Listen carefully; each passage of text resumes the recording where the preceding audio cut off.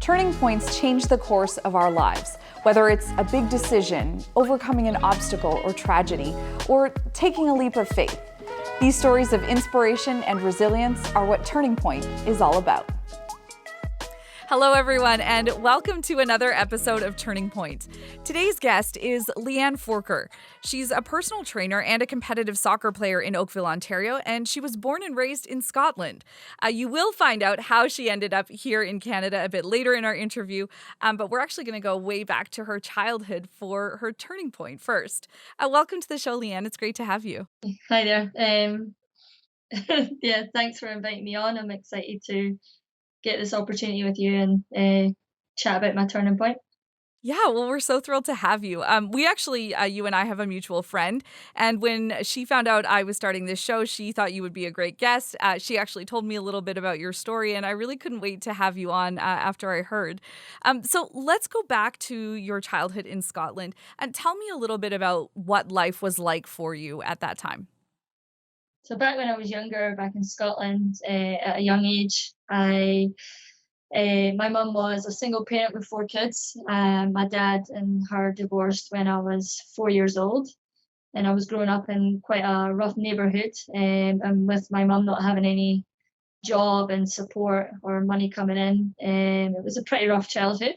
It's pretty tough. But yeah, and it was just something I thought was normal back then. So childhood was pretty difficult, I would say. And things really kind of changed for you at one point when you mentioned kind of you lived in a rough neighborhood, and your family did end up moving to a better area, and then things kind of shifted a little bit for you. So what happened when after that move?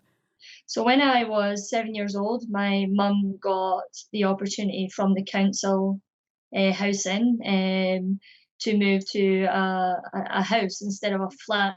And it was up to the nicer part of the town that I lived in Inverkeven. And it was right next to the primary school as well. So it was a better walk to school, should I say. Yeah, and it was a really nice street as well. It just seemed more like we had moved up in the world a little bit. And yeah, and then from there, like I started making really good friends and playing a lot of soccer. And yeah, and that's kind of where it started to turn from there. Yeah.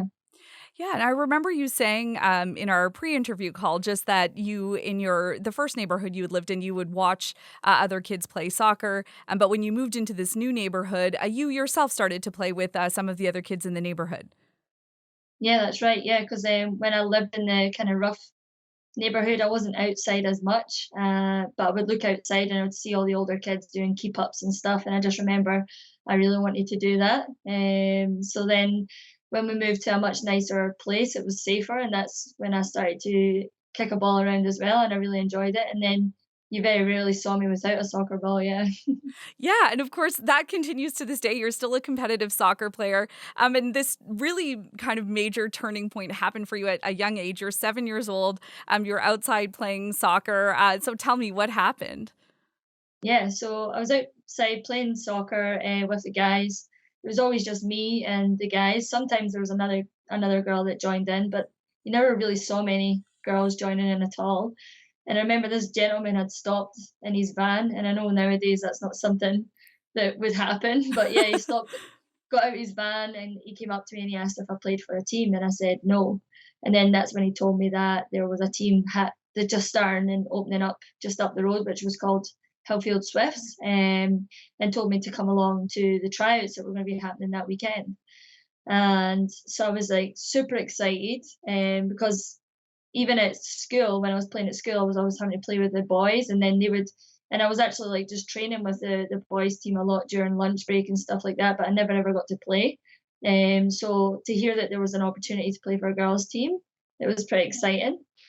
But yeah, so what I did, I started heading up there, and I got to the top of the street. It was the top of an alleyway, and it opened up, and then you could see the whole field. But then I saw a few of the girls on the team that actually bullied me at school.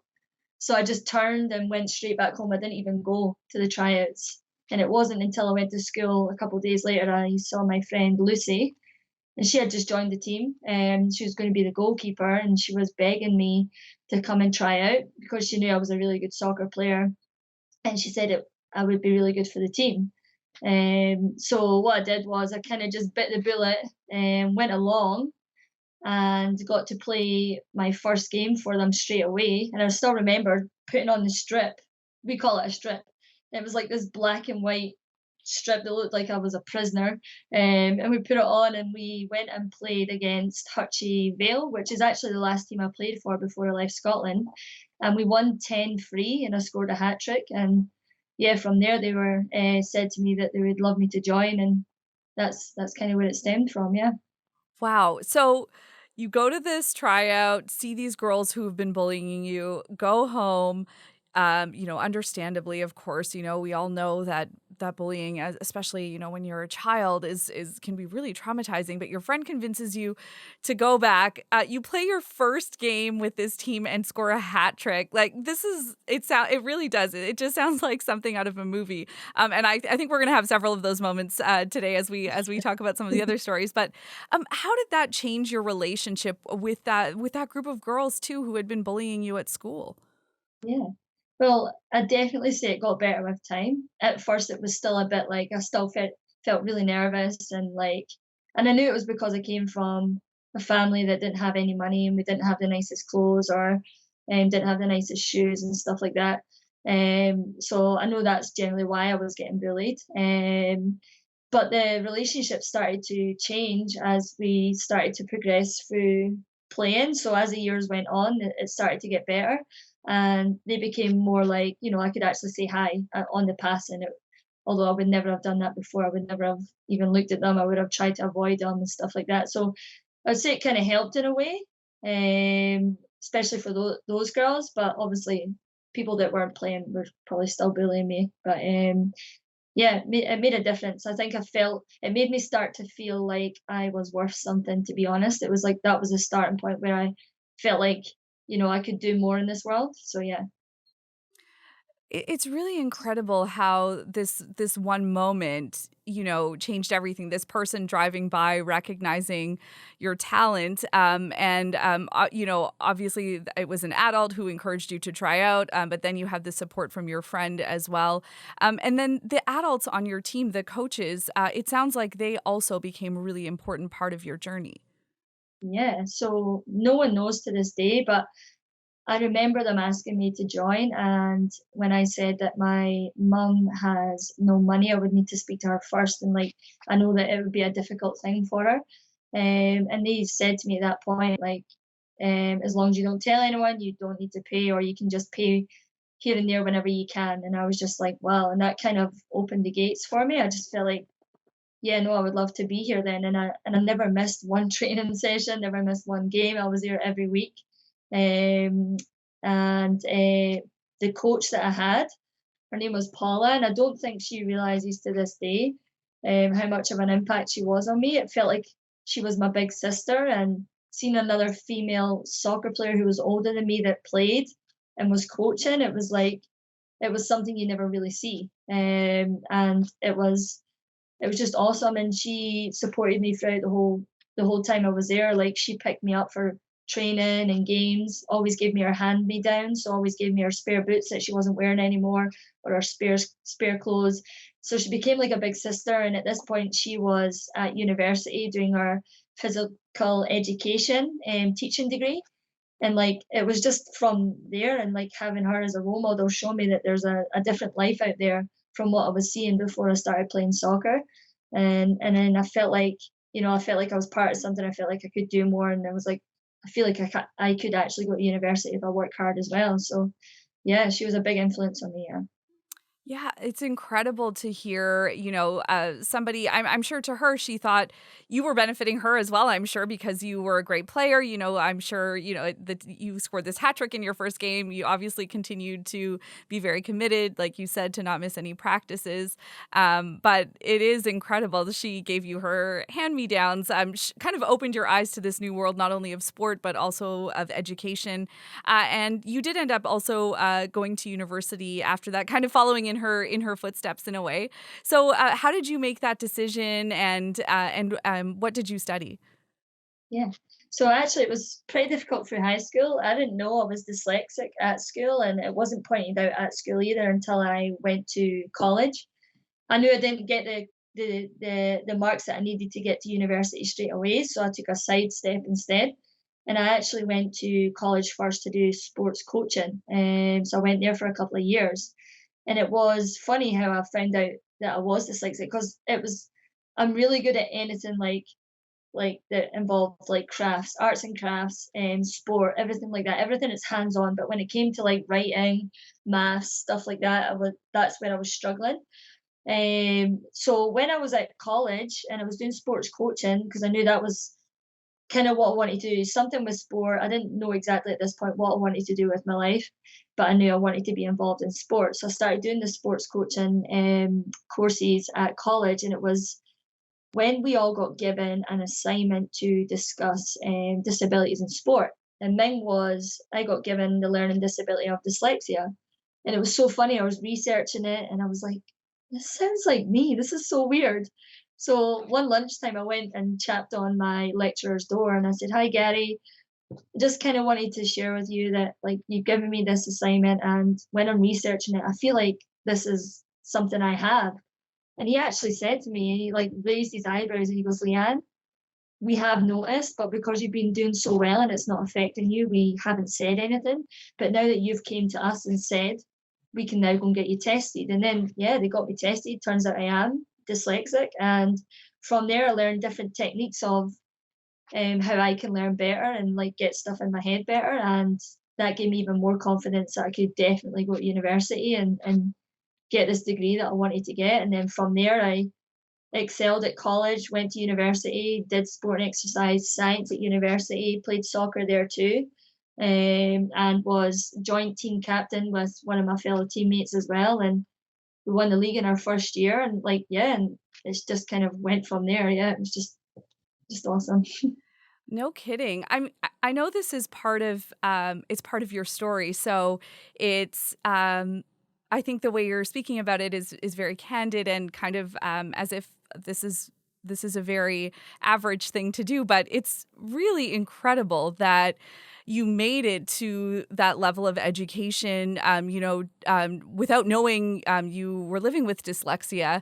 And then, it's also wonderful that you had such a supportive, obviously, teachers who got you tested. And then, like you said, you were able to get this boost of confidence once you learned some techniques and were able to find ways to work with dyslexia through your education.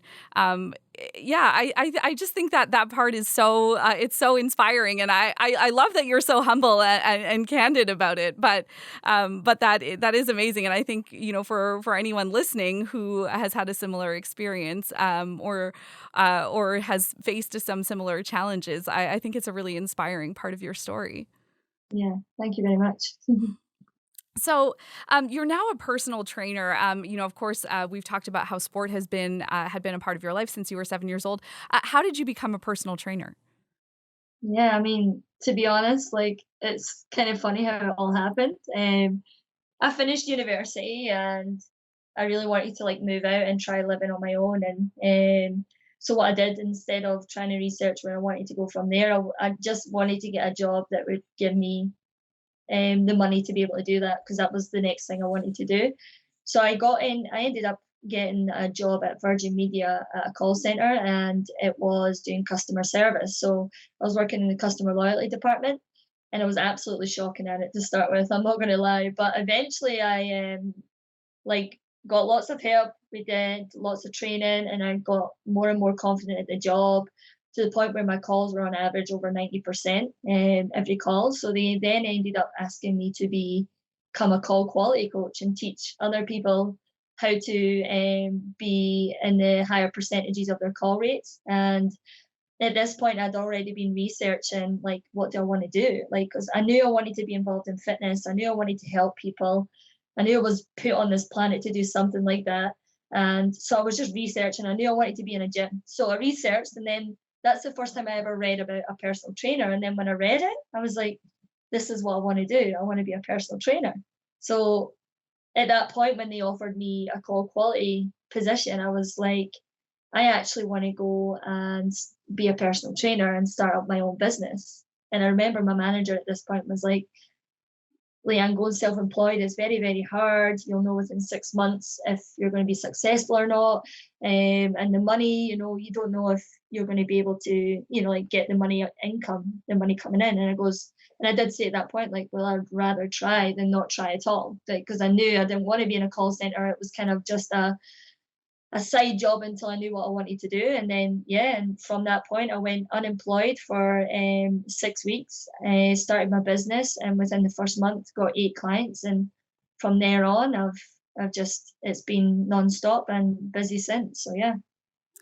Wow. And yeah, so it was kind of like with big risk comes big reward in this case. You took a major chance, obviously leaving what would have been a secure job, and of course you're still a personal trainer to this day. Now, so far we've talked about everything that has happened in Scotland, and Canada, of course, is where you are right now. And it kind of came into the picture around 2007. I think that's when you made your first trip here, right? Yes, that's right. Yeah. Yeah. So how did that happen? So my auntie and uncle, so my mom has a lot of brothers and sisters. Well, she's got one sister, sorry. And they were all like, they went and visited countries. They all went on holiday. They were all doing really well for themselves. And my mum was the one that kind of stayed home and like created a family and stuff like that. But obviously they created families too. But my uncle Jim, which is my mum's oldest brother now, he's always been kind of a role model to me too. He's just a great guy, and he married my auntie Jackie now, who was best friends with my mum and my auntie Kim before they got together actually. And so they always travelled because he was in the RAF, and they were always travelling even when he wasn't in the RAF, which is the Royal Air Force, if no one knows what that is. Then he retired from the RAF and started a job, and he had lived in Saudi Arabia for a bit. He came back to Scotland for a bit, and then they emigrated to Canada in 2006. And we always had a really good relationship, and they said to me, you should come out and visit. So I was very proud of myself to be able to save up and actually pay for a flight out, because I was only 19 years old at this point, and I went out in 2007 to visit them. And I remember this was the only holiday, because I was just so amazed at how amazing Canada was, that it's the only holiday I never wanted to go home. Because when you go on holiday, you're like, oh, I'm ready to go home now. I've had fun. But I was like, I really want to live here. I want to move here. And yeah, but then I had to obviously go home at that point. Yeah, and I think you're right. I mean, it's so rare to go somewhere and to have that feeling of, no, I could really live here. But this was a bit of a flash into the future for you too, because of course here you are now. You're in Oakville, but.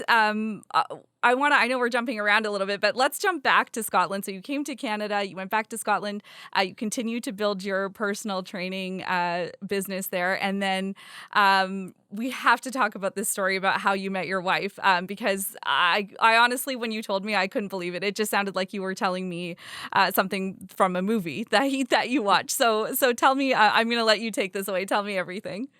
Yeah, so how I met my wife is pretty crazy.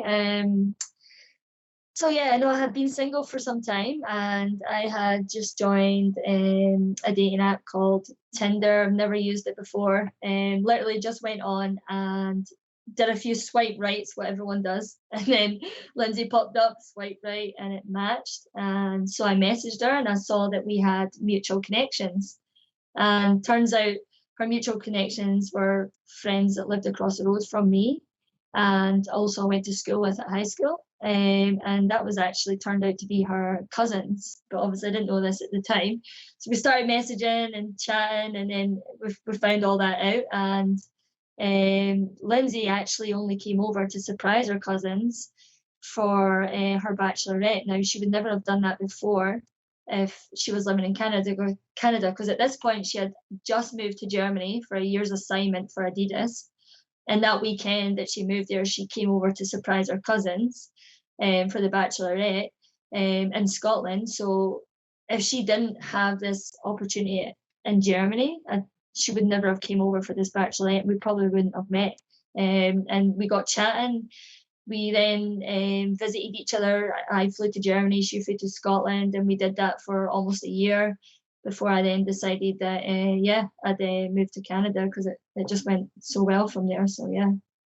Wow, so she was from Canada, like you said, working in Germany at the time, just happens to be in Scotland for this weekend, at a bachelorette with people who live across the street from you. You two connect over Tinder, and then yeah. So you mentioned you kind of fly back and forth. So tell me about the decision to make Canada your home, because I'm sure it could have easily been somewhere in Europe as well. But how did you land on Canada?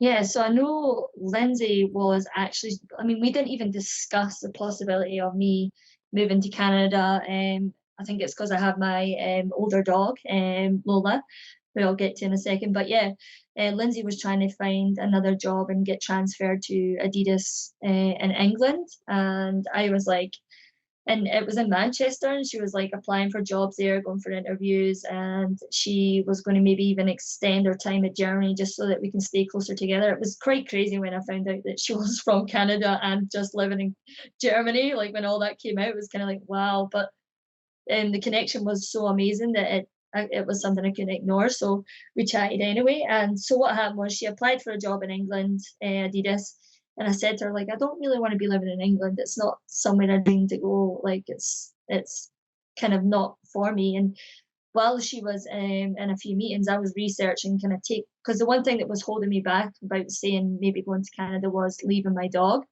because I'm like I'm committed. If I take when I took Lola, I knew I was going to look after her until that day comes. But when I researched and saw that it was possible to take my dog and there wouldn't be any quarantine or anything because we came from a rabies-free country, I was like, wow, there's the possibility of going to Canada is actually there. Like I can actually go to Canada and take my dog. So then when Lindsay called me, we're chatting, and I said, and then I remember her face, she was shocked. I said, like, Lindsay, I'm happy to move to Canada with Lola. And she was just like, really? And I was like, yeah, like I've always wanted to live in Canada. I think it's an amazing country and I'm happy to move there and bring Lola with me. I've already researched it. It's something we can do. And yeah, and that's why we decided because we knew that her assignment was coming to an end in Germany.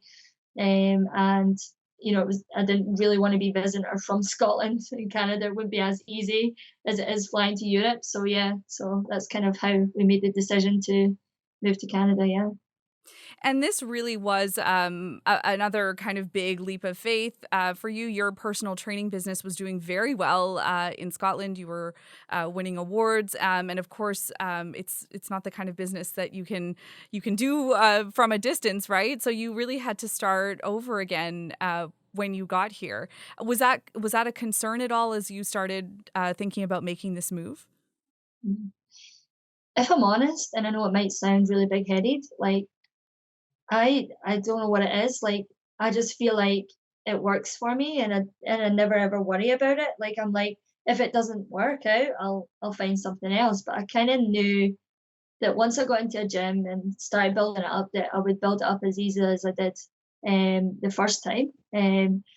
Just purely because I enjoy it so much that I knew I just couldn't see it not working, if that makes sense at all.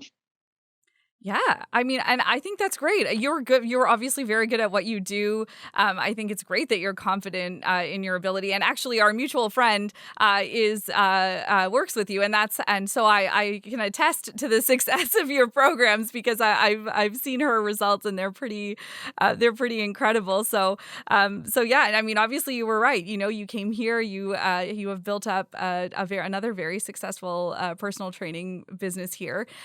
You still, of course, have a lot of family back home in Scotland. Really, you're the only one here, right? And your aunt and uncle that were here that you came to visit that first time. Yeah, that's right. I'm actually one of six kids because I have a half brother and half sister as well. I also have a twin sister who I'm very, very close to. And then I've got three brothers. Well, so three brothers in total and then two sisters. I also have 10 nieces and nephews in total, all back in Scotland too, as well as my mum and my dad and all my the rest of my family, obviously. Yeah. So. And what is your relationship like with your family who's back in Scotland at this point? So I would say the ones I speak to the most is my twin sister. I don't speak very much with my brothers, and my other sister as much. With my mum and dad as well, it's just every now and then. But that's how it's always been with my siblings and my family, even when I was in Scotland. Like, so it's never really been a family where we're like every day, hey, how are you, or like say I love you or anything like that. But me and my twin, we have a strong connection and a really awesome bond. And like I like to look after her. Like I always like to make sure she's okay and stuff. So we chat every day. But it doesn't. I mean, as much as I miss them, I know they're safe and they're happy with what they're doing, and I guess that's all that matters. You've chosen a very different path than a lot of your siblings. Is that ever challenging for you in your family situation? Yeah, it's funny you say that. I mean, sometimes I wonder why um, I seem to have taken a different path, but when I look back, I guess it all stemmed from soccer and getting that confidence, that belief, that determination, and competitiveness. Whereas my brothers and sisters didn't really have that.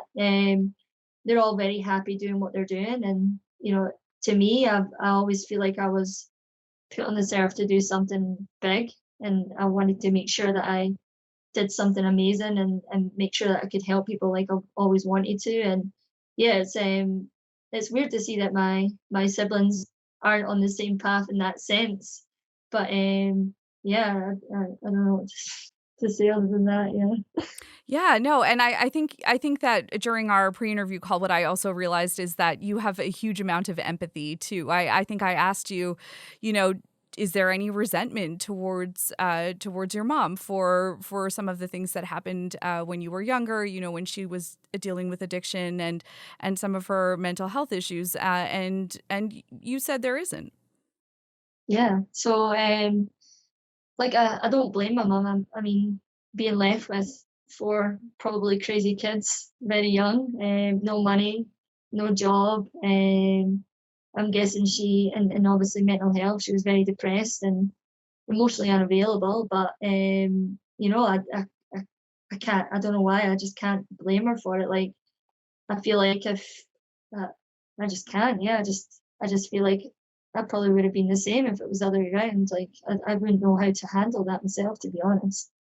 I think that's a very poignant message, especially during this time when so many of us are really just trying to do our best. You know, we're trying to get through every day. Obviously, this pandemic has made so many things challenging, and I think that that approach of empathy and understanding that we all really do just need to do what we can with the cards we're dealt, and to treat others in that way too, if they're just trying to do their best, even though that might look quite different from what we're doing. I really think that that's such an important message. And after we talked the first time, I really thought about that a lot. So I think that that's something I hope others will take away from this interview as well. And I did want to loop back actually to your turning point, because so much time has passed now since that first soccer game, that tryout, the first game with your team in your black and white uniform, getting the hat trick. You still play competitive soccer to this day. You've moved to a new country. You're married. When you look back at that 7-year-old playing soccer outside, what do you think she would say if she could see everything that you have accomplished now? I think it would be a dream, to be honest. Like I always used to think about, I wonder where I'll be when I'm 25. I wonder where I'll be when I'm 30. And I remember what like used to think doesn't compare to what I am now. So it's like a dream come true. If I'm honest, I wouldn't. If I was 7 years old and thought about where I would be when I'm 33, I wouldn't believe it. I would be like, that would be amazing if I could. Like, I feel very fortunate to have taken the path and chosen the best steps that I could or thought were at that time, and where I've ended up now. Like, I just think it's happened in the best way possible. Yeah. Yes, through so much hard work, so much determination. Well, we're very happy that you ended up here in Canada, and I'm so thrilled that you made time for the interview today to talk about your turning point. So thank you so much, Leanne. We wish you all the best. Yeah, thank you very much. And thank you so much to all of you who tuned in today, whether you're listening or watching. Great to have you with us for another episode of Turning Point. Until next time, take good care of yourself and of each other.